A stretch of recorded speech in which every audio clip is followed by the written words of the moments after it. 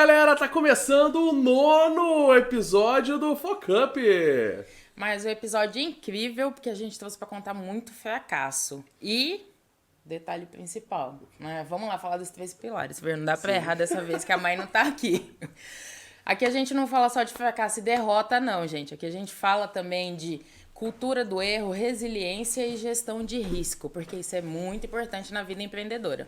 E falando disso tudo, hoje é um episódio especial de Natal. Não estamos com o Papai Noel aqui, mas estamos aqui com um dos pais da inovação de Ribeirão Preto. Estamos aqui com Eduardo Ciccone. Tudo bom, Eduardo? Seja bem-vindo aqui no Beleza, obrigado. Pai da inovação não, né? É. Nem tanto, né? A gente tenta dar uma inflada, né? uma animada, Não, o cara é uma né? referência. Um valuation, né? Inovação, Aumentamos tudo o valuation aqui, né? Lá no topo. Seja bem-vindo aí, cara. E, cara, aqui o Focup não tem script não, entende? Aqui o Focup ele é dividido em 2 partes. Uma a gente fala de você, vai trocar um pouquinho de ideia aí, depois a gente vai ler umas cases aqui e a gente vai palpitar. A gente vai rir um pouco, mas a gente leva a sério depois no final.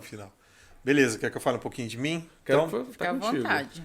Bom, eu sou, falar desde da minha formação, sou formado em economia, né? Não sou de Ribeirão, vim estudar em Ribeirão, acabei ficando, já estou acho que mais tempo aqui do que onde eu nasci. Fiz faculdade de economia, depois fui trabalhar no mercado financeiro, fiquei 7 anos e meio no mercado financeiro, trabalhei em mesa de operações financeiras, trabalhei na área internacional, trabalhei com private internacional, e aí foi a primeira, né, mudança de carreira que eu decidi, foi sair do mercado financeiro, que eu gostava e gosto até hoje, e resolvi ir para a área de inovação. Isso foi em 2002. Né? Aí eu saí do banco, fui trabalhar para montar a incubadora de empresas, fui trabalhar na Supera, que não existia ainda nem a incubadora. A incubadora ela foi fundada em junho de 2003, eu entrei em 2002 para estruturar todo o projeto. E naquela época a gente tinha nem ideia do que era uma incubadora de empresas, né? Não conhecia absolutamente nada disso. Então fui estudar, fui conhecer a incubadora, fui visitar a incubadora. Aí a gente estruturou o projeto da Supera aqui em Ribeirão e em junho de 2003 a gente, né, conseguiu implementar a incubadora dentro da USP, né, que naquela época já foi um baita desafio, porque você montar uma incubadora de empresas, onde você vai abrigar e apoiar empresas privadas a nascerem dentro de uma universidade pública, naquele momento era um negócio bem complexo. Né? O pessoal achava que a gente estava privatizando a universidade pública. E aí já logo na sequência, a partir, acho que se não me engano, em 2005, né? Não, antes disso, né? Aí eu fico na incubadora até 2004, aí eu resolvo sair para fazer mestrado, aí fui fazer mestrado em economia, em 2004 a 2006, e aí depois volto.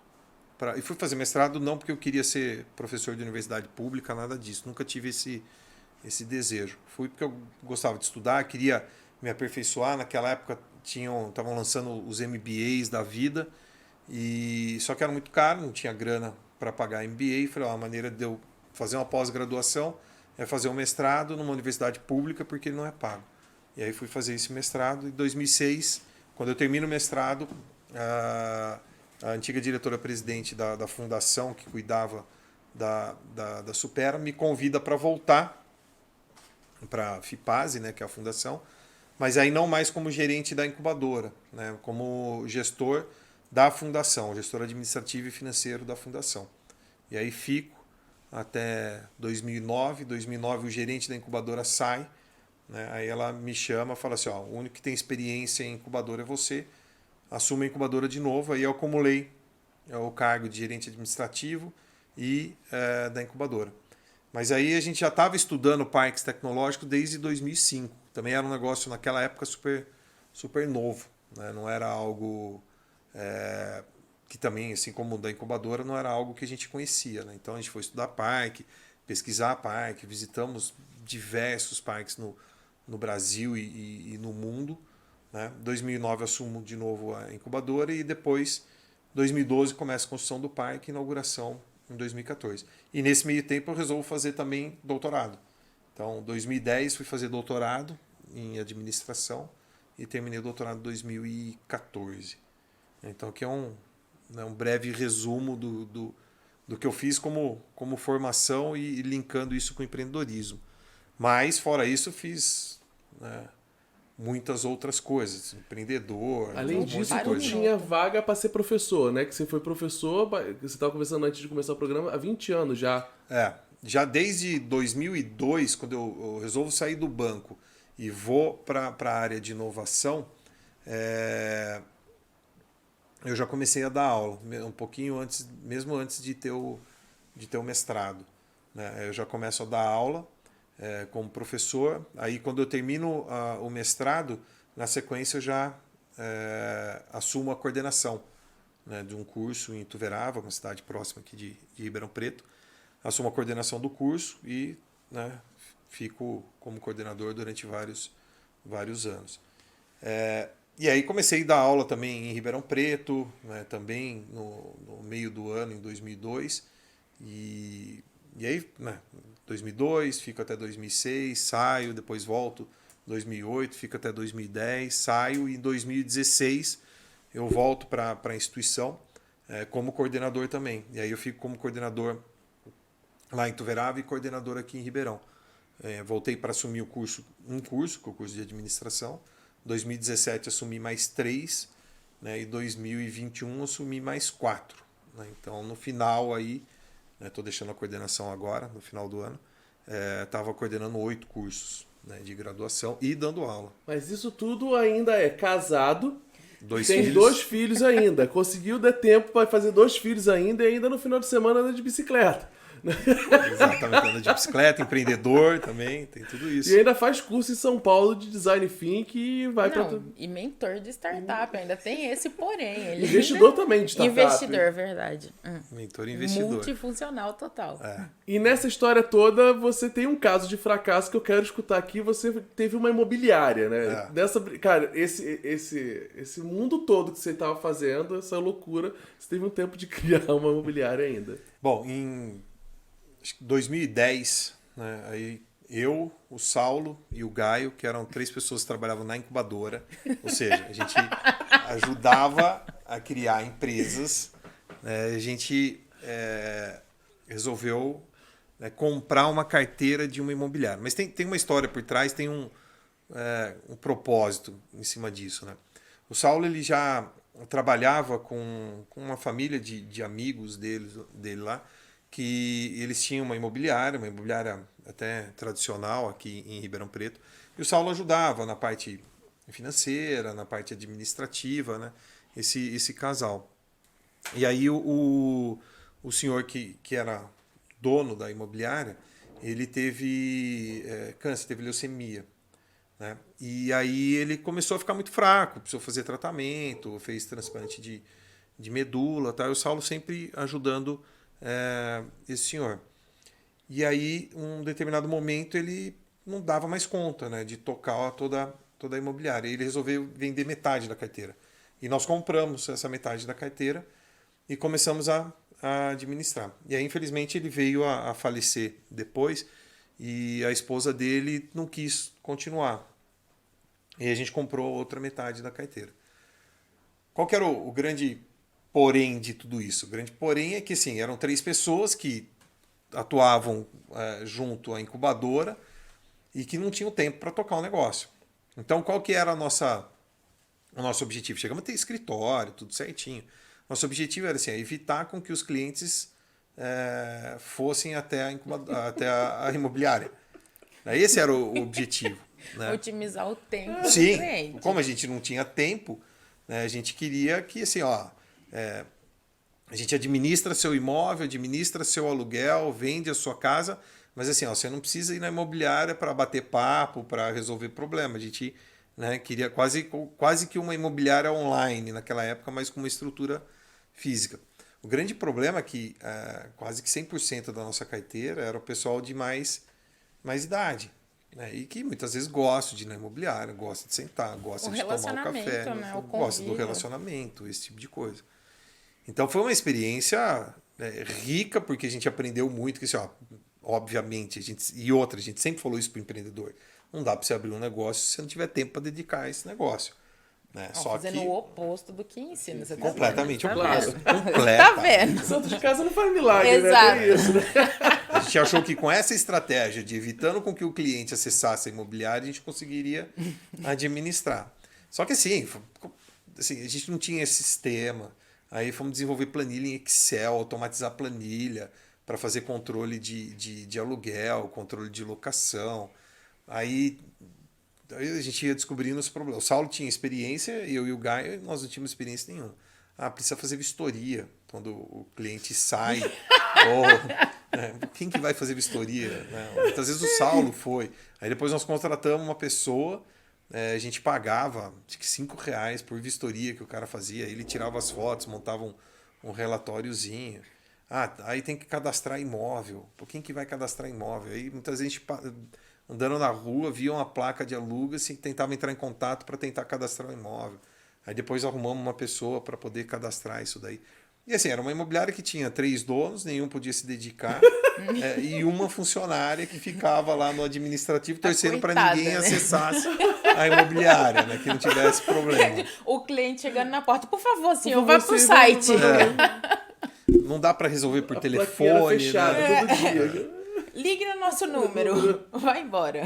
E aí tem várias histórias de cliente saindo do imóvel e não devolvendo o imóvel, deixando fechado. Aí a gente tinha que acessar o jurídico para poder acessar, né, falar com o juiz para ter autorização para poder entrar, para recuperar o imóvel. Nossa, que dor de cabeça. Muita dor de Puta cabeça. merda. Muita A dor de pessoa não cabeça. pagava aluguel e estava dentro da casa ainda. Exatamente. E que ano Separava foi isso, e mais ou deixava menos? ainda no contrato do marido. Não, tem Eu muito imagino bolo, se isso cara. fosse da pandemia pra cá, vocês estavam fodidos. Não, tá. Um monte de gente que não pagou várias coisas. Não, e assim, o teu ganho, quando era uma carteira, a gente comprou a carteira, a gente não pensou na operação, né, do dia a dia. A gente comprou a carteira e falou, tá tudo mais ou menos alugado, né? Você vai ganhar 6% ali de comissão e... Tá tudo certo. Bora, tá tudo certo. Ninguém vai dar trabalho, não vai ter reclamação, não vai ter nada. Não. Nossa, é um show de... Eu não desejo isso para ninguém. Nós ficamos com a imobiliária 2010 a 2013. E aí, em 2013, a gente resolveu vender a carteira, vender uma carteira para uma outra imobiliária. E Ainda conseguiram vender a ficamos, carteira. ficamos livres disso. O pelo menos Saulo você- sofreu muito. O Saulo é o que mais... Como era o que mais conhecia, era o que Tinha mais... contato com todo mundo. A gente já tinha relacionamento com os clientes por causa da outra imobiliária. Então Mas acabou... ele não pensou em tentar assumir ou contratar pessoas? Pagar parte de vocês, algo do tipo? Então, a carteira era muito pequena, não era uma carteira grande. Não ia Então, a dar, né? rentabilidade era muito baixa. Então, não dava. Aí, também, a gente contratou alguns corretores para trabalhar para a gente, assim, para tentar fazer uma venda. Aí, a gente depois descobriu que o corretor pegava e vendia por fora e não Nossa. pagava para a gente. Então, Isso deve acontecer bastante, Muito. né? Muito. Essa era de- Porque o cara ganha comissão só pra ele. porque, imagina, uma imobiliária que não tinha controle. Que não, os As sócios... pessoas nem sabiam o que estava O acontecendo. sócio não estava presente. Imobiliária Você vai sem fazer... controle te traz na tua mão. O que você vai fazer? Fica O com cara tudo, achava né? uma casa para vender, Puta depois merda. achava um cliente, ele fazia sem a nossa participação. E aí, vamos fechar isso aí. Mas foi fácil para fechar? Tipo assim, não, temos que... eu acho que esse é o grande problema, eu acho que do empreendedor é chegar ao ponto de falar assim, temos que fechar. O momento da decisão de fechar. Cara, não deu certo, gente. Se fudemos. Como é que foi chegou esse momento? A gente não chegou a tomar essa decisão assim, vamos fechar. Não foi algo tão pensado assim. Que assim, estava insuportável para todo mundo. Nossa, Era chegou um algo momento que... que não dava pra lidar. Não dava. E aí, tem outra também, assim. A gente também, como não tinha sistemas, aí fomos tentar contratar uma empresa de sistema, depois contratar outra. Aí não entregava, a gente pagou pelo sistema, não entregava. Aquele negócio que nunca entrega. E aí, quando entregou, não era o que a gente precisava. Então, a gente preferia usar a nossa planilha de Excel, que já estava tudo automatizado, a usar o sistema que a gente tinha acabado de comprar. Assim, a gente cometeu exatamente todos os erros que a gente fala para o empreendedor que não pode cometer. O bom Todos. é que vocês tiveram a experiência pra falar com propriedade. Exatamente. Não Hoje, faça isso, porque não. realmente vai dar merda.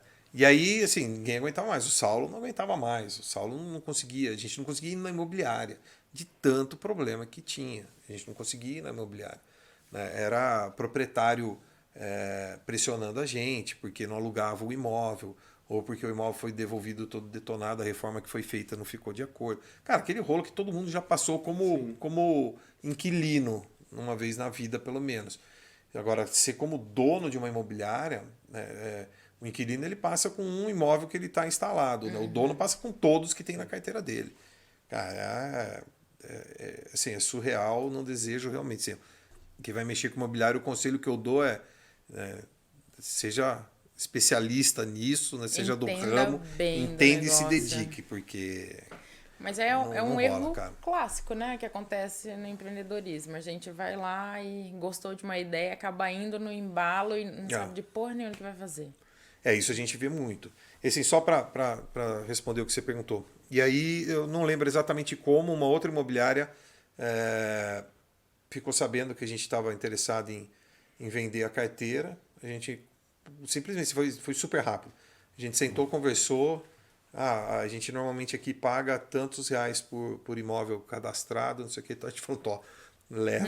Leva tudo. Levou preço de banana. Levou. Saiu no. Não, porteiro fechado. Saiu no prejuízo, né? Sim. Se você for contar tempo, dor de cabeça, tudo isso, sim, saiu no prejuízo. E era muito focado em aluguel, né? Então a gente fazia muito poucas vendas, não tinha corretor. Então não tinha uma rentabilidade muito boa, não. Mas é isso que você falou, assim, acontece muito, a gente vê muito isso hoje, né? Como gestor do parque. Então, estou falando lá 2010, 2013, eu já tinha experiência como gestor da incubadora, mas o parque estava em construção, né? O parque inaugura em 2014. E aí, na incubadora, a gente tinha uma escala ainda pequena, né? Por causa de uma questão de espaço. A gente acabou tendo que abrir 3 unidades para poder ter uma escala maior. No parque, a gente consegue uma escala bem maior, hoje com 90 startups instalados lá. E a gente vê muito isso, assim, são raras as vezes, né, em que um empreendedor chega lá sem essa empolgação, essa paixão pela ideia, que é legal, né, faz sentido ter, mas assim, o empreendedor ele não pode se iludir, né, ele tem que saber que se eu botar energia, tempo e recurso numa ideia que não tem um mínimo de validação, né, ou probabilidade de dar certo, é ele que vai sair no prejuízo. Então não dá para você ficar insistindo simplesmente na ideia.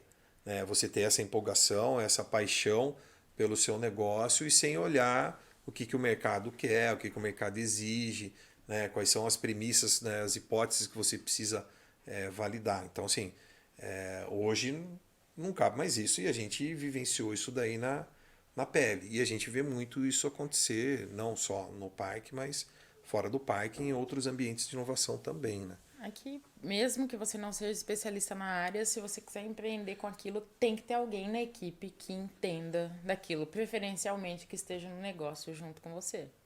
Não dá, né? Vou começar a filmar do nada. Beleza, mas você não sabe nem o que é uma câmera e não sabe nem como começar. Mas isso então que acontece muito, né? Muito. Acontece... e eu vejo isso... principalmente quando eu estava no parque, que eu já tive a experiência de estar lá no parque. E assim, você dentro do parque, mas acima de todos ali, que você fazia a gestão, você faz a gestão do parque, quantos projetos que você já viu passarem pelo parque, ou quantos projetos você já conheceram, que foi pro buraco e quantos tiveram sorte? Cara, sorte que eu tô falando assim, sorte. Se mantém hoje, mas não tá milionário, mas tá ali tá e quase sobrevivendo. que ganharam mesmo, falam assim, puta, cara, estourou. Então, isso é um número meio mágico que a gente acaba calculando lá. Ao longo de todos esses anos, contando incubadora e parque tecnológico, a gente já apoiou mais de 400, 500 projetos, né, que já passaram lá ou pela incubadora ou pelo parque tecnológico. Desde 2000 e... A incubadora inaugurada em 2003. Desde 2003. Se você for ver, não é muito, porque se hoje tem 90 lá, né, então no resto de todos esses anos foram mais 300 ou 400 projetos. Existe um número histórico que o Sebrae levantava anteriormente, que você tinha aí uma taxa de mortalidade de 60% de empresas quando não estavam em ambientes de inovação, como uma incubadora. Tá? Na média, assim, uma taxa de mortalidade dentro de uma incubadora ela é bem menor do que isso. Assim, ela fica em torno de 25%. Tá? principalmente quando você considera os 5 primeiros anos da empresa. Então, assim, eu vi muito fracasso fora, vi muito fracasso dentro da própria incubadora, mas proporcionalmente dentro da incubadora, até por todo o sistema de suporte, né, de apoio, é um ambiente que, de uma certa forma, a gente fala assim, é meio que protegido, né? Então, o Brasil tinha e ainda tem muito fomento, né, bolsas, a FAPESP apoia muito, você tem CNPq. Então, como é um ambiente que é um ambiente de inovação, que está ligado a uma universidade, que tem recursos públicos de fomento aportando ali dentro, então você acaba conseguindo, e todo o suporte da própria incubadora, você acaba conseguindo minimizar um pouco isso daí. Mas você tem, assim, tem muito... que é o que a gente sempre fala, né? Você tem que separar o empreendedor que vai correr o risco, e ele tem que minimizar esse risco para ele, do cara que é aventureiro. Né? Que o cara quer abrir um negócio, que nem a Rebeca falou aqui. Vou abrir um negócio e eu não entendo absolutamente nada disso. Vou abrir uma imobiliária e não entendo nada de imobiliária. Foi o que a gente fez. Não podia dar certo. Nós somos um exemplo que nos primeiros 5 anos de vida a gente só não quebrou porque a gente vendeu a carteira. Sim. Mas tomamos prejuízo. Então isso acontece muito. A Rebeca sabe disso. Né? Todo dia a gente recebe gente lá no Supera. O cara quer desenvolver um aplicativo, uma plataforma, alguma coisa. Ele pergunta, você tem desenvolvedor para indicar? Então, assim, se o negócio é a base do negócio dele e o cara não tem ninguém ou não sabe o mínimo ali para desenvolver, o negócio já começa meio, né? Eles querem uma conexão, né? Eles querem sempre uma conexão. E aí eu já vi muito isso. Sócio-desenvolvedor. Conexão ou quer uma vida que é coisa fácil? Não, cara, Quero encontrar alguém que eu vou dar 5, porque é bem, igual a gente tá falando, é apaixonado. Não, porque minha ideia vai funcionar. Então eu quero dar 50% de sociedade, né? Aconteceu comigo. Mas assim, e aí? Mas será que é isso ou que é a conexão mesmo? Não, eles querem conexão. Na minha experiência, tá? Como trabalho também, assim, voluntariamente lá, eu já conversei com muitos, principalmente desses que precisam de pessoas de tecnologia. Alguns, eles querem, de fato, contratar um serviço ou arrumar alguém que possa ofertar um serviço que seja acessível. Outros, e a maioria, acha que é fácil fazer um aplicativo, porque tudo se resume a fazer um aplicativo. Hoje em dia. E aí é tipo, eu quero um desenvolvedor sócio. Eu quero um menino que tá saindo da faculdade que possa fazer isso aqui pra mim.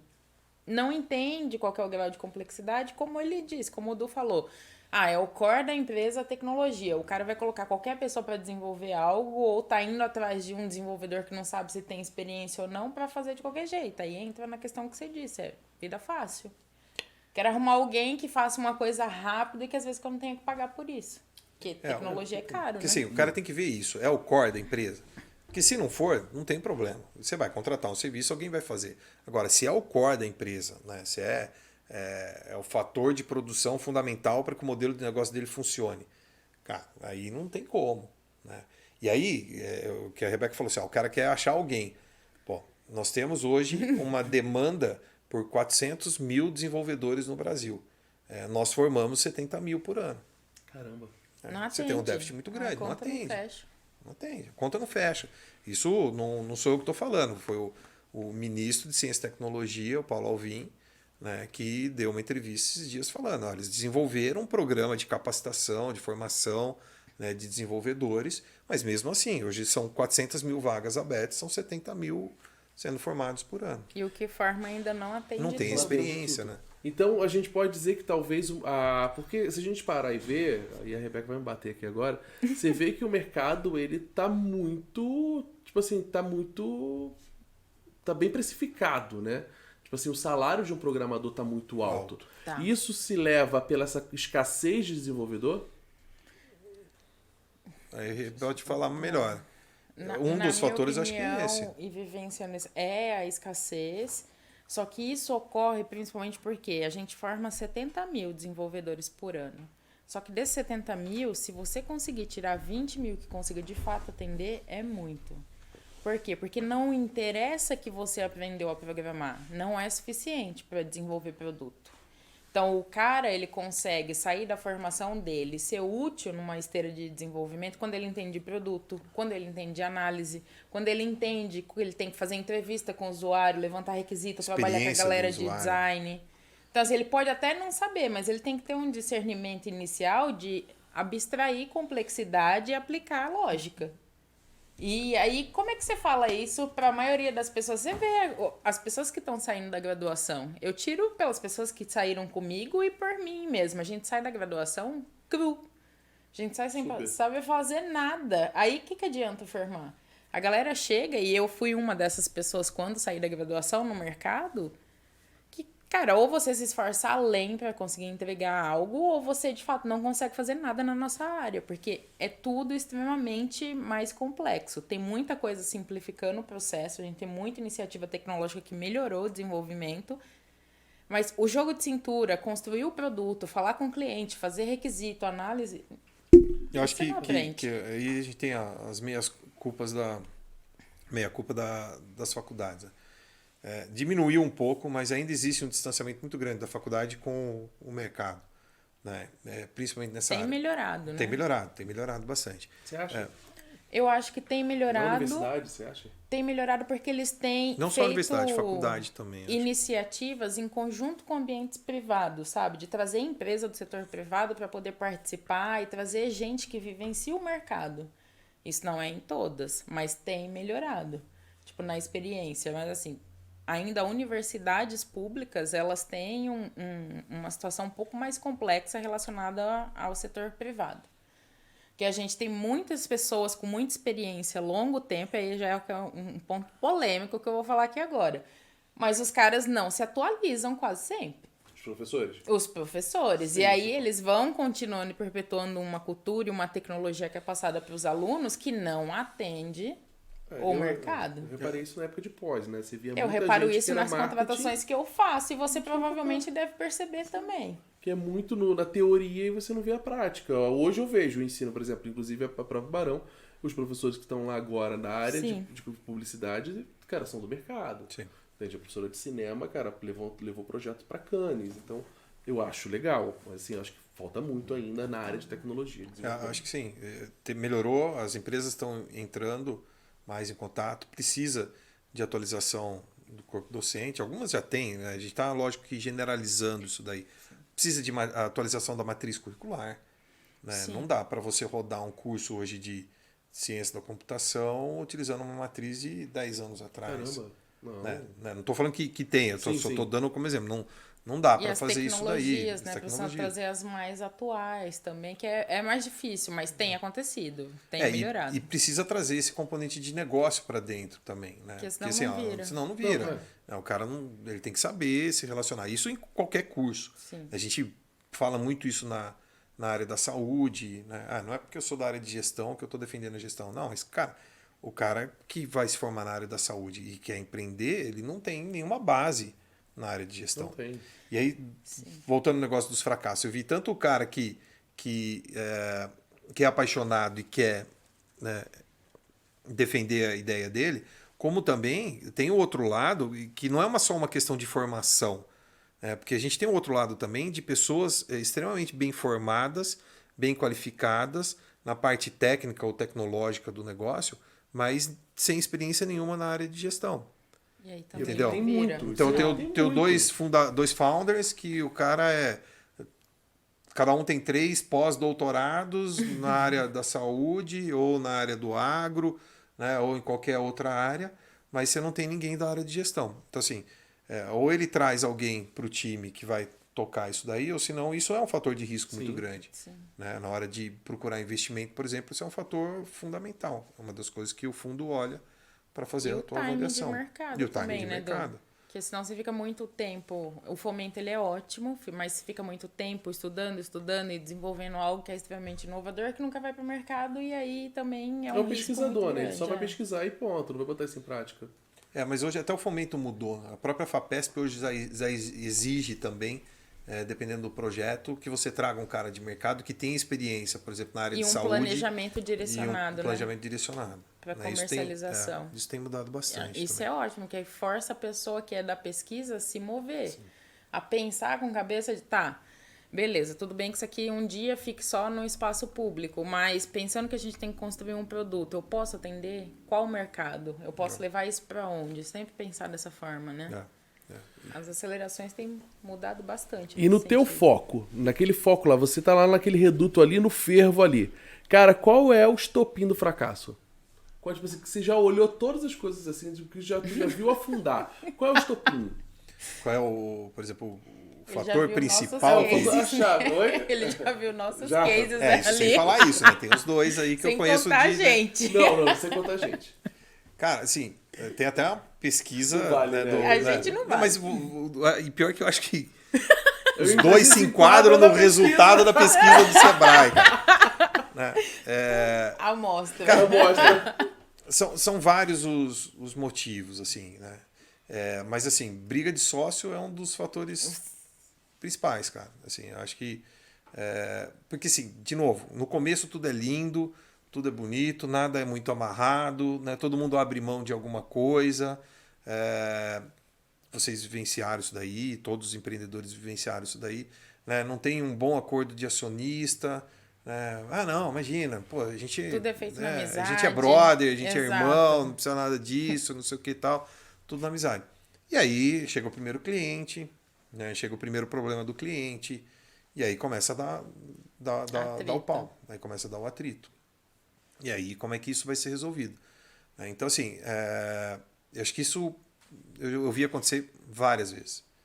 No Super e fora do Super, mas várias vezes, né? De a coisa não ser muito bem conversada, muito bem tratada, muito bem definida no acordo de acionistas, esse tipo de coisa. E aí depois lá na frente vai dar problema. No começo é tudo lindo, é tudo maravilhoso. Lá na frente vai dar problema, não tem como. Porque não é um mar de no rosa. contrato no início, né? O contrato é o último. Exato. Só que agora, na minha vida, o contrato vem primeiro. Isso é fundamental. E aí você tem, né, o que a gente já conversou, né, o cara tem uma ideia, não valida a ideia não é para um nicho que não tem problema também ser para um nicho, mas é para um público muito restrito, e aí o cara não consegue margem, e aí não vai agregar valor àquele produto, não vai conseguir, né, vender. Enfim, tem N problemas. A gente já viu vários, e não só empreendedores, mas instituições também procurando a gente, falou assim, ó, cara, eu tenho um portfólio de projetos aqui de 50, 70 projetos e eu quero colocar isso daí no mercado. E aí quando você vai avaliar, isso não foi feito olhando o mercado, foi feito de uma maneira endógena. E aí o mercado não quer aquilo. Ou o ganho é tão pequeno que o mercado não vai querer pegar isso daí, licenciar e colocar isso daí para produzir. Não faz sentido para ele, ele ganha muito mais dinheiro fazendo outra coisa. E aí você morre com os projetos que foram desenvolvidos durante anos. Tá? Então isso também é super comum. Né? Então, vamos lá. Briga de sócios, a paixão do empreendedor sem olhar a realidade, sem validar isso daí, não olhar para as necessidades do mercado e não se estruturar internamente. Né? Isso que assim, se você olhar, chega a ser ridículo de tão básico que é tudo isso que a gente está falando aqui. Mas no dia a dia, cara, é difícil. Você tá lá, Não é ridículo, sabe por quê? Principalmente pensando para quem é pesquisador, vem muito de uma área especializada em algo. Como você mesmo disse, para quem está na saúde. Ninguém ensina a gente que a gente tem que fazer isso e aquilo. Então, às vezes, o cara não sabe fazer uma planilhinha básica para controlar o fluxo de caixa dele. E isso faz diferença no fim do mês. Ele não consegue controlar, eu tenho esses processos e quando um cliente entra em contato comigo, eu tenho que fazer assim, porque aí eu consigo replicar e atender mais cliente. Você só faz isso vivenciando e aprendendo com o tempo, se você já veio da área administrativa. Para quem não é... Mesmo da área administrativa. Às vezes não o nosso exemplo também, da imobiliária. A gente não fez. Não é fácil na prática, Não né? Não, nem um pouco. E assim, agora é uma parte assim, pra mim, eu tive essa vivência, eu não tive essa vivência negativa, pra mim não foi negativa essa vivência, mas eu vi que o mercado muito parou com essa questão também, que eu acho que é um estopim de quebra de startup, não tô referindo às startups aqui no Brasil, aqui em Ribeirão, mas eu vejo de fora. Algumas eu vi aqui em Ribeirão. E assim, cara, o que eu vejo no cenário, eu tive essa experiência e eu vejo o cenário hoje em dia, de 6 anos atrás para hoje, o cenário das aceleradoras, né? Eu vejo que para uma startup que está começando, por exemplo, igual um cara que não entende administração, são 2 sócios programadores, por exemplo, que entra num processo de aceleração, eu vejo que hoje até as aceleradoras não dão mais dinheiro. Antigamente as aceleradoras, cara, dava dinheiro a balde. Né? O Brasil inteiro você via algumas aceleradoras, até aceleradoras que já fecharam, famosas em São Paulo, a própria Aceleratec, que eu tinha a maior paixão pela, não sei se ela tá ainda, ou ela era bem famosa em questão de dar aporte de dinheiro pesado. E eu via que, tipo assim, cara, mesmo você sendo acelerado, a minha preocupação é quando essa pessoa, ela vem e até fala aceleração, ele fica 6 meses sendo acelerado, no 7º mês o cara perde a aceleração. Porque o cara não tá preparado para aquele mundo ali louco. E o que você acha do processo de aceleração que a gente viu no Brasil que aconteceu e hoje na atualidade? Se existe uma aceleradora e o que as aceleradoras estão fazendo hoje em dia para não ter esse fracasso tanto que as pessoas usam como pivotar os projetos? Cara, é uma pergunta difícil de responder, assim. Porque eu posso falar alguma coisa aqui, daqui a pouco alguém vem com os dados e acabam me desmentindo em relação a isso. Mas o modelo de negócio mudou, a operação não parava de pé. Você não ouve mais falar tanto de aceleradoras quanto a gente ouvia falar no passado. Formato, Âmbito mundial ou Brasil? Não, cara, acho que até âmbito mundial. Caramba. Até âmbito mundial. O próprio, você citou, né, a Aceleratec, né, a Oxigênio, Oxigênio. Tem, né? Eles mudaram o modelo de atuação. Né? Então, você vê hoje muita empresa, né, trabalhando hubs de inovação, né, empresas que trabalham com isso, trabalhando na conexão, né, de você pegar uma grande empresa, né, e se conectar a uma startup para tentar fazer esse match, que é o Open Innovation que a gente ouve falar muito hoje. Né, que já é bem direcionado. Né? Aí já é muito mais direcionado. E que também surgiu com um problema, né? De uma experiência das próprias empresas tentando montar o seu hub de inovação por conta própria e com uma dificuldade muito grande de se conectar ao ecossistema de inovação. Né? Porque muitas vezes a grande empresa ela quer um produto e a startup quer validar a ideia. E na hora que você conecta as duas, tem frustração para os dois lados, porque a grande empresa não consegue o produto e a startup não consegue validar a ideia. E aí a grande empresa sai falando que não dá para se conectar à startup porque elas não são maduras ou são muito early stage. Né? Isso acontece muito. Então, o que eu vejo é que o modelo não parou de pé. Né? Pelo menos não teve escala, né? Ou não tem escala hoje para poder fazer isso daí. Então, tá muita gente indo...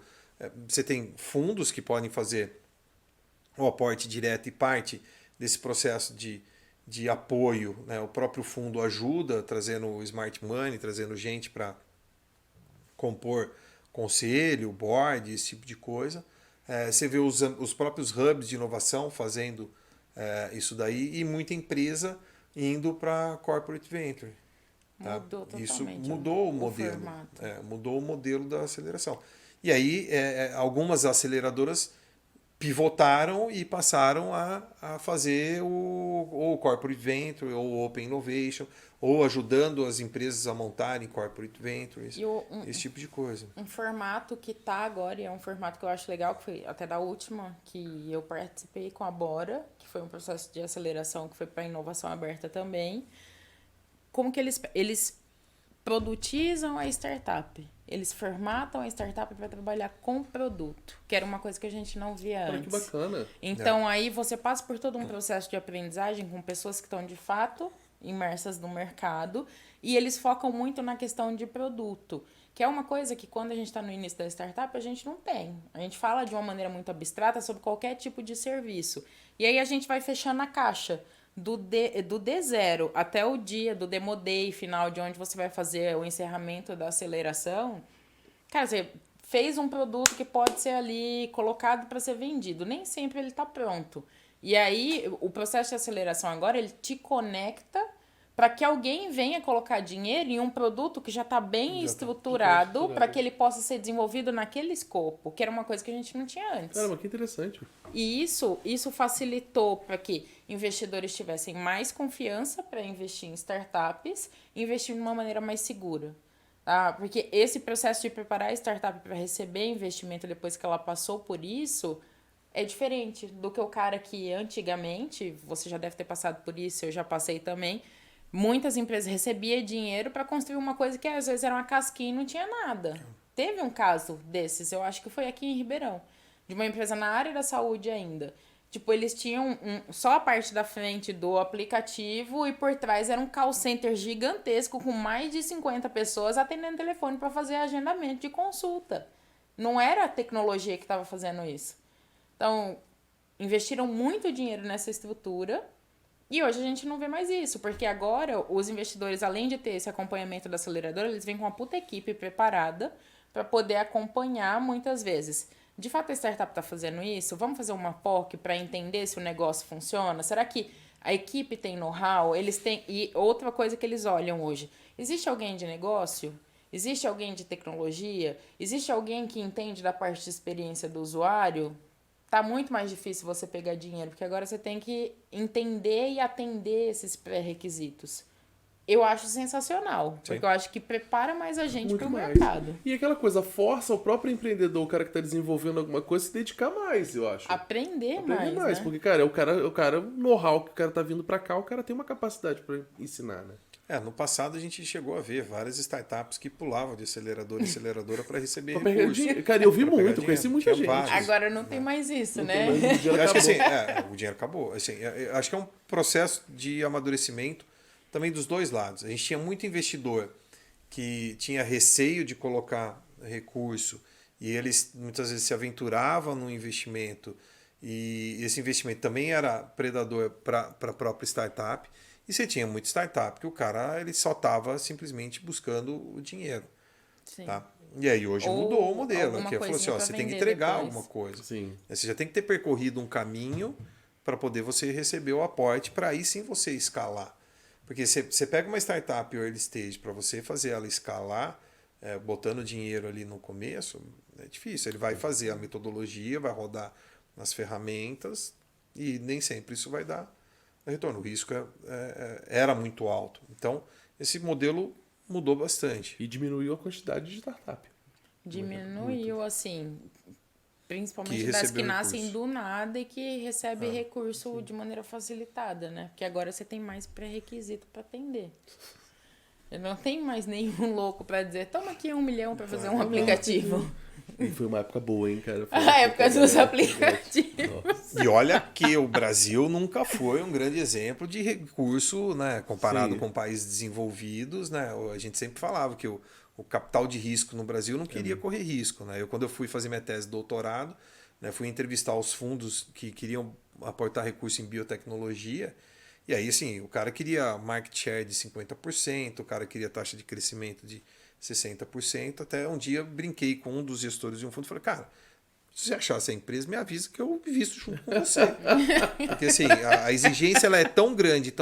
Os caras, eu entrevistei um fundo que o cara avaliava de 800 a 1.000 projetos por ano e ele tinha investido no último ano em um.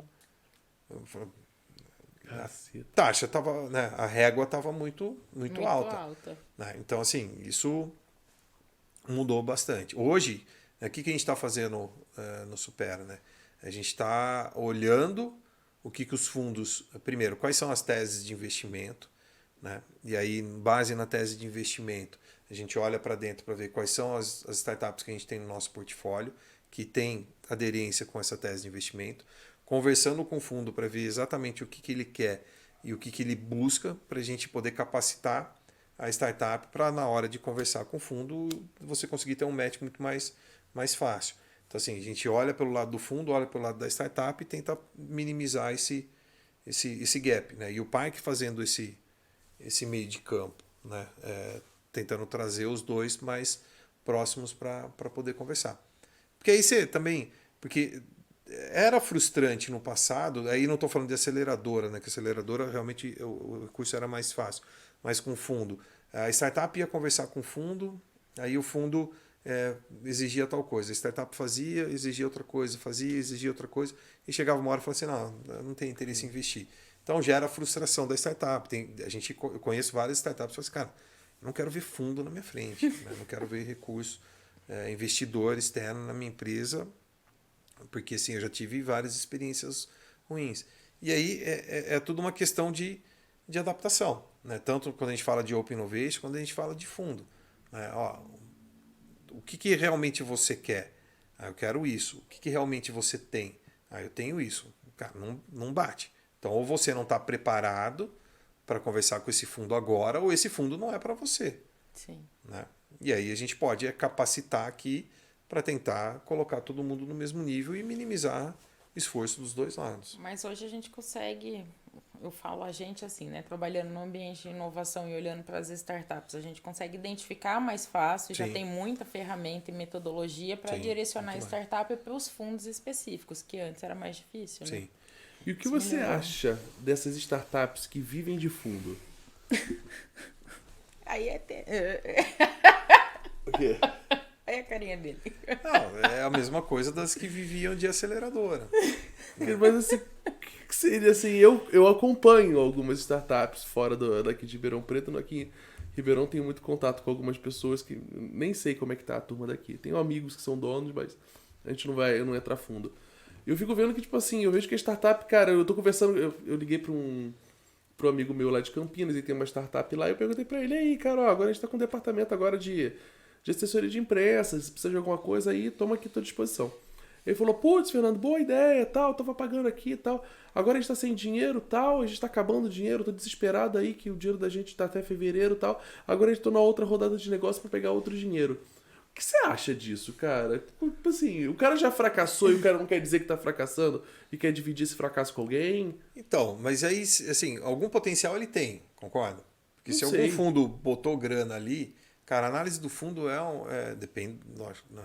Tem fundos e fundos. Nem mas, todos, nem todos. mas de um fundo bem estruturado, sério, assim, é uma análise bem complexa, cara. Uma análise é difícil de você efetivamente conseguir de um fundo de capital de risco estabelecido, grande, esse tipo de coisa. Então, assim, se ele fez uma rodada, conseguiu captar, está fazendo uma outra e tem gente interessada, algum potencial ele tem. Mas, assim... Às vezes ele só fala bem também do... por Então, mas aí o experiência fundo de não algumas teve uma que eu análise já vi. correta, concorda? Concordo. Porque aí ele caiu na conversa e não analisou os dados. Cara, porque assim, a hora que você olha pro dado do negócio, os dados que o cara gera, não tem... não é assim que não tem como errar, mas assim... Eu acho que... Se o cara fez cash burn nessa primeira aí, né? O cara queimou dinheiro para pagar a conta de um monte de coisa. Mas o que ele gerou de resultado com esse dinheiro? Esse dinheiro que foi investido. Tá? Não gerou resultado nenhum. E aí alguém vai botar mais dinheiro ali para ser queimado? Né? Então, assim, tudo isso depende da análise que é feita da empresa. E aí, para mim, a analogia é a mesma, dos que ficavam pulando de aceleradora para aceleradora. Falta, às vezes, alguns fundos, talvez, olharem de uma maneira mais intensa, né, e para dentro da estrutura da startup, porque tem muitas startups que têm grandes deficiências em ferramentas que tem na plataforma que é core business dela, e mesmo assim elas recebem investimento. E chega em um determinado momento que, se ela não receber mais investimento, ela não consegue prosseguir, porque ela não consegue vender. E aí, o primeiro sinal de alerta, às vezes, é uma startup que não vende e que vive apenas de investimento. Essa startup, quando ela vai estar pronta para o mercado? Não, se não tá vendendo, tá... Porque em algum momento o investimento vai acabar. Sim, em algum momento alguém vai deixar de investir. Você pode ser bom de lábia por um tempo, mas em algum momento, e aí? Então, mas você Skin concorda? the game como? Você concorda comigo que assim, ó, o primeiro investimento ele pode até conseguir na lábia. O segundo ele não deveria. Porque ele já teria que ter demonstrado algum retorno. Deveria. Não estou falando que é assim. Estou falando se eu sou o gestor do fundo ou o dono do dinheiro ali. Cara, se alguém botou, ou eu mesmo botei dinheiro, né? E tudo bem, ele pode não ter alcançado o retorno esperado, mas ele demonstrou capacidade, né? Ele demonstrou potencial de escalar, aí eu posso fazer um outro aporte para acelerar esse momento. Agora, Se eu botei dinheiro e o cara queimou dinheiro, cara, eu não boto de novo.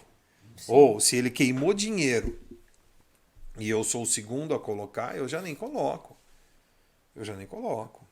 Né? Mas, de novo, eu tô falando o que eu acho que deveria ser, não tô falando que é isso que acontece. Né? Na realidade acontece de tudo um pouco, né? A parte correta, não tanto assim. Gente que só conversa, gente que faz as coisas certas. Então, acho tapa que no tem de Excel. tudo. O tapa no Excel eu acho que dá uma salvada em várias, né? Eu já vi muita empresa, muita startup conseguir muito recurso em operação que você olha e você fala, cara, isso não para de pé. Né?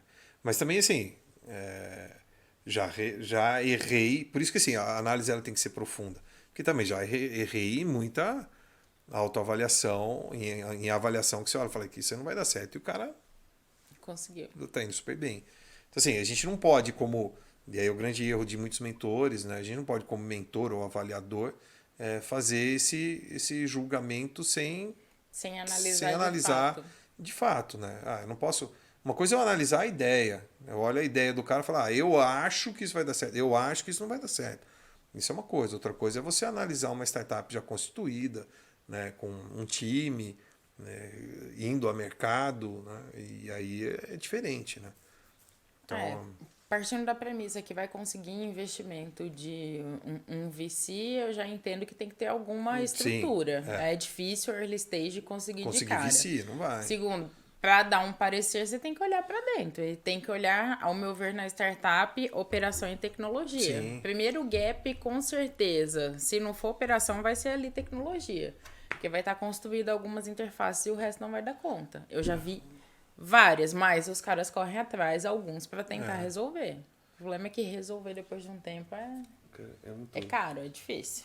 E aí é o seguinte, ó, chegou o grande momento agora, ó, pra gente ler aqui as cases aqui. A galera manda e-mail pra gente, o e-mail tá na descrição aqui. Você já descobriu qual é o e-mail que tem que mandar? Eles sempre colocam na descrição. ajudae@fuckup.ribeirão.br ajudae@fuckup.ribeirão.br.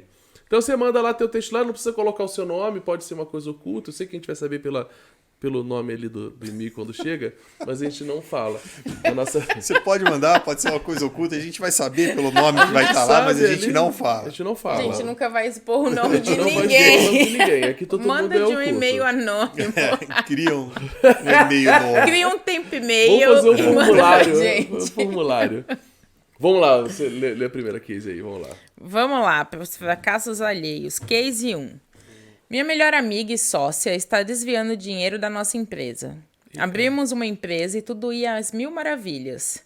Temos rendendo muito e tem sido uma experiência incrível. Só que ela fica responsável pelo financeiro, já que já tinha experiência prévia e de um tempo para cá estava percebendo alguns furos em nossas finanças e alguns valores simplesmente não faziam sentido. Quando fui questioná-la, ela admitiu que estava passando por um momento muito delicado financeiramente e fazia pequenos desvios, do nosso orçamento. Me sinto totalmente traída, não sei se consigo confiar novamente nela. O que vocês me recomendam? Vamos lá, uma síntese geral. A sócia tá desviando verba. E ela já falou na cara dela que ela tá com faltando dinheiro. Tá com problemas financeiros. A gente tem que deixar ele responder. Eu que respondo? Claro, tem que ser reduzir. Mas se ela já sabe que a sócia tá desviando, ela conversou, a sócia admitiu que tá desviando e ela quer saber se ela ainda pode confiar, é claro que não, né? Eu não confiaria. Como ficaria um processo de separação de uma empresa dessa? Judicialmente. Se eu sou a dona, eu posso distanciar ela e sem pagar nada pra ela? Eu posso chamar a polícia? Como é que daria isso aqui? Cara, eu acho que conversando com os advogados e você comprovando que ela desviou dinheiro, acho que você consegue expulsar ela de uma sociedade. Até porque senão... Eu também não sei te falar, mas a comprovação não é algo simples de se fazer, né? Não, né?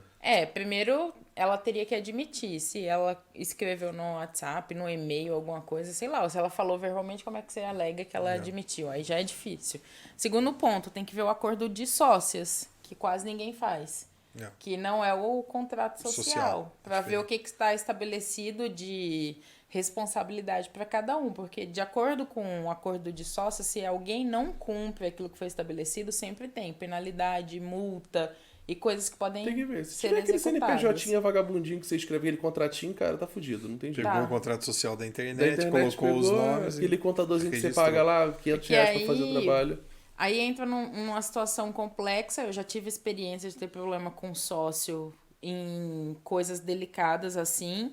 Se o contrato não estiver bem escrito, você tem que pagar parte do cara e mandar ele embora. É. E aí, de qualquer forma, você acaba perdendo dinheiro. Mas é melhor perder dinheiro e se Agora, livrar é. de uma pessoa dessa do que continuar. É. Porque como que você vai confiar? Imagina, pouco dinheiro desvia, imagina se fosse muito. Se tiver um advogado, acho que vale a pena você recomendar procurar um advogado. É.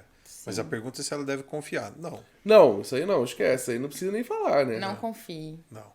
Não tem como. Não tem. Desviar dinheiro é uma coisa muito muito séria, sério. não dá pra confiar. Isso aí é o core da operação da empresa, é demais. Sei lá. Vai lá, Fer. Vamos lá, segundo. caso 2. Eu simplesmente não consigo captar investimento. Já tentei diversas vezes. Minha ideia de startup é boa. Me sinto perdido. Podem me ajudar? Qual é o B? Abá. Qual é o beabá? Porra, se eu soubesse isso aqui.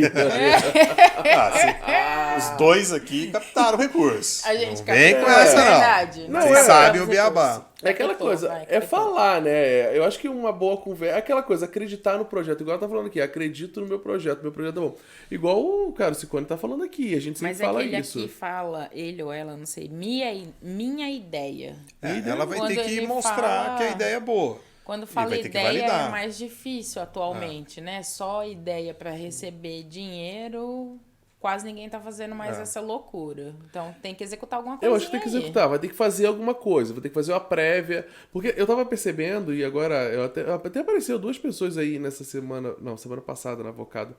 A pessoa queria, tô querendo fazer um projeto aqui e tal. Fernando, quanto é que você vê aí, tal, a gente pode entrar de sócio? Eu falei, não, eu tenho uma equipe de desenvolvimento que pode te ajudar. Né? Então até ia te indicar, mas a menina queria entrar no meio. Então, o voto de sociedade não dá. Eu não, dou a ideia então- e você executa. é isso aí. Então eu acho que assim, acho que você tem que botar em prática, tentar fazer um MVP mesmo. Se você não sabe o que é MVP, é fazer um mini protótipo pra você tentar colocar na praça pra ver o que vai dar. Né? Muita gente aí, a gente pode perceber, algumas empresas igual a Rebeca falou, tinha um aplicativo de fachada e tinha um call center atrás. Então você pode fazer isso. Faz um formulário bonitinho, alguma plataforma que tem até de graça, aplicativo de graça, que você pode fazer Tem de isso. tudo hoje em dia. A Wix, que é simples de mexer, tem várias coisas que você consegue fazer Sim. utilizando a plataforma é? da Wix. Olha aí, ó. Tipo, tem gente que roda e-commerce com operação para disparo de e-mail, tudo junto, só com a automação da Wix. Então, você pode tentar usar essa plataforma para fazer pelo menos o site da empresa. Sim. Ó, Começar publica alguma ó, coisinha. Wix, ó, patrocina nós, hein? É isso ó. aí. Mó publi. Pode Mó mandar. publi, a Wix. Ó, deixa eu comentar um negócio nisso que você falou assim. Não tem problema nenhum dela ter a máscara, né? Do aplicativo e o MVP call center mágico por de trás. Oz, né? Beleza, ótimo. Mas assim, se não tiver, é o que a Rê falou. Se não tiver investimento em tecnologia no futuro, não dá para rodar a Sim. vida inteira Sim. com call center. Então, assim, Mas não tem dá para problema. iniciar a operação. Dá para iniciar a operação. Agora, se ela tem a ideia, ela vai ter que validar essa ideia, ela vai ter que demonstrar dados de validação dessa ideia. E, de novo, é aquele chavão. Né? Se você acredita na sua ideia, por que você não bota o seu dinheiro Sim. na sua ideia? Ah, eu não tenho dinheiro. Então, por que você não toma dinheiro emprestado e põe bota. no seu negócio? Todo mundo aqui já fez isso. Sim. Melhor investidor, posso dizer pra você, melhor investidor, primeiro investidor. É aquela coisa, nem a família mais, antigamente era, né? O tio. Nossa, é não verdade. é, porque vai dar merda. Hoje Vai em dar dia, briga na família. por política, as pessoas já param de se falar. Então, assim, vai no banco e pega um empréstimo, cara. Você tem um carro, vende teu carro. Vai tentar, não tô aqui incentivando você a fazer isso. Mas assim, cara, se a ideia é tu boa. acredita, vai lá, hora. Eu boto fé nesse sentido. Porque a ideia é tão boa, tira algum recurso teu e vai. Vai usar meu Vende cartão alguma de crédito. coisinha ali, parcela no cartão de crédito, sei lá, faz um financiamento para alguém desenvolver a tecnologia. Tem de tudo hoje em dia Sim. que possa ser feito. Com a Wix você pode, olha lá, você constrói Qual site, Wix? você É faz isso aí. O aplicativo. Wix patrocina a gente. E tem linhas que ela pode buscar de financiamento mais barato, na Desenvolve Sim. XP, enfim. Tem alternativas. Viu? Só não joga naquele joguinho do aviãozinho que é prejuízo. Aquilo ali dá merda. Ai, vamos lá pro case 3. Eu acho que fui sacaneado.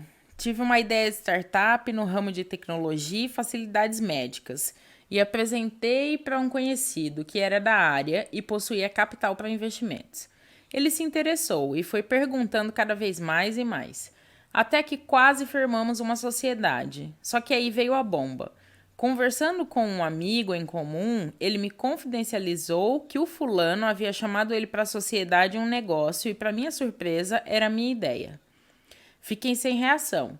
E quando consegui conversar com esse conhecido, ele disse que era melhor pessoas com mais experiência tomar conta do negócio e eu poderia ficar tranquilo, que minha parte estava reservada. É possível que ele roube a minha ideia? Super. Sim, principalmente se ele tiver potencial de execução. Tá roubado. Então, É isso aí. É aquela coisa, o pessoal fala, né? Ah, não, ideia é bom pra comunicar com todo mundo. Sim, é legal você tentar validar a tua ideia. Mas, cara, a chance de alguém roubar pode existir. Se alguém olhar ali e o cara tem dinheiro... É aquilo que você falou. A ideia, ela é a base do seu negócio. Agora, se você não tiver capacidade de execução, e aí capacidade de execução não é só você ser capaz de executar, mas é capacidade financeira, né? Capacidade de pessoas para te auxiliar, esse tipo de coisa. Todo o processo. E aí vai do teu também discernimento de até que ponto avançar nessa conversa com esse seu amigo ou não, uma vez que você identifica que ele tem capacidade financeira para executar, é da área, né? E você não fez nenhum acordo com ele, né? De sociedade, esse tipo de coisa. E um ponto que, na minha visão, é muito importante. Ideia é legal, mas ideia sem execução, de fato, não é nada. Vale nada. Então... Não adianta chorar pitanga por uma coisa que você pensou e não executou. Se você começou a colocar em prática e já está desenvolvendo esse negócio, é um ponto, porque aí você consegue até comprovar que o cara te copiou. Sim. Mas se você só falou com o cara, não tem nada escrito, não tem nada documentado, você não começou a fazer nada, tchau, ele tem potencial de investimento. De fato, aqui, o cara pega e faz. O cara foi filha da mãe? Foi filha da mãe. O cara sacaneou, mas cara, a vida da startup, do empreendedor é essa, cara. Toma facada na hora. E ele pontua no final, né? Ele pontua aqui que é melhor pessoas com mais experiência para tomar conta do negócio. Ele assume, né? Então, ou seja, o cara teve a ideia, é inexperiente, não deve ter feito nada, e o cara ainda fala, então, né, meu querido? Só que ele vai dar uma fatia do bolo, aparentemente, para ele. Fatia vai dar. 5% de um negócio bilionário é melhor do que 100% de um negócio que não vale nada, tá? Tem que ver se ele vai dar. Você vai dar mesmo, né? Faz ele assinar um contrato agora, já que você ficou sem nada, quem sabe? Eu acho que vale a pena. Vamos conversar, cara. Vamos a formalizar. ideia foi minha e tal. Porque assim, é complicado, cara. Hoje eu converso com algumas pessoas que falam área médica. Inclusive, eu tô tendo muito mais contato com o pessoal de área médica agora. Cara, eles têm várias ideias, cara. Eu vou lá conversar, cara. Eu não entendo nada do que você tá falando. Cara, parece ser legal. Não tem. Não, o cara vai roubar minha ideia, cara. Mas, cara, a chance do cara roubar a ideia é roubar a mesma ideia, cara. Mas assim. Mas se você consegue tornar sua ideia realidade, não vai ter medo, né? O problema é só quem não consegue fazer. Aí fica quieto mesmo pra não perder a ideia. Foda.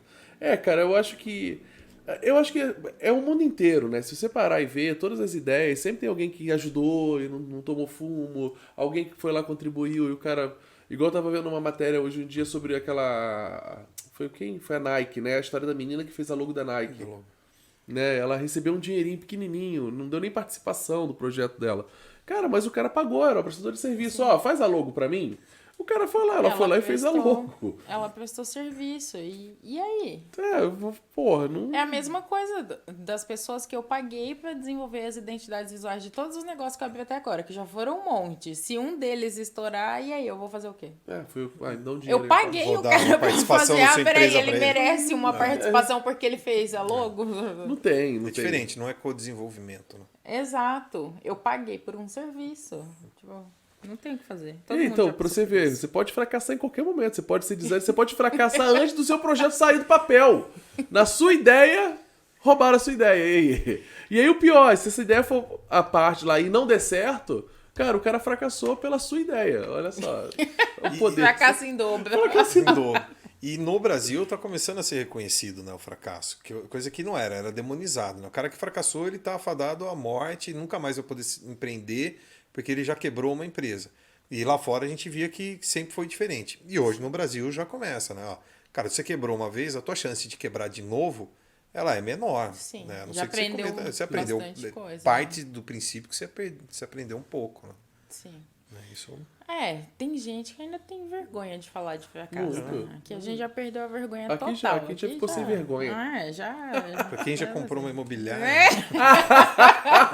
E teve coragem pra falar, né? Com todo mundo. É verdade. Significa que normalizamos o fracasso e aprendemos com ele. Estamos é isso aqui, aí. ó. E é isso, pessoal. Aqui, ó, fim do nosso 9º episódio do Focamp. Cara, o próximo... Só ano que vem agora, Rebeca. Só ano que vem, só ano que vem. Só ano que vem. E eu acabei de Semana que vem receber vamos, aqui no né? ponto aqui da minha diretoria, foi renovado o Focamp, nosso contrato tá renovado. Parabéns, hein? Acho que eles querem chegar até o 10 e cancelar, né? Nossa, não. Oh, sério. A gente não pode fracassar desse jeito. Não com isso, né? E outra coisa, ó, pra você ficar ligado, em janeiro já vai ter o primeiro encontro do Focamp presencial. A gente tá definindo algumas coisas aqui já, talvez vai ser em fevereiro. Eu tô com preguiça de fazer em janeiro. Mas Estão todos convidados. estão todos convidados, a gente vai dar o endereço certinho, vai ser um lugar bem fechadinho, bem românticozinho, vai ter cervejinha. A primeira pessoa que se inscrever lá, as primeiras pessoas que se inscrever vão ter direito a um chopp, né? Então, ó, vai ser uma coisa bem legal, de graça É já. pra falar de quebrar o fracasso. gelo, né? Pra quebrar o Um gelo. choppzinho pra começar a falar. A gente vai botar Boa Noite Adormecida pra todo mundo lá, pra todo mundo Misericórdia, se abrir, Fernando. pra todo mundo falar já, falar do fracasso. Bom que não tá sendo gravado. Né? Ai, meu Deus do céu. E é isso, pessoal. Um Feliz Natal, um Feliz Ano Novo e até 2023, com muitos fracassos. Tchau, Valeu, tchau. gente. Até mais.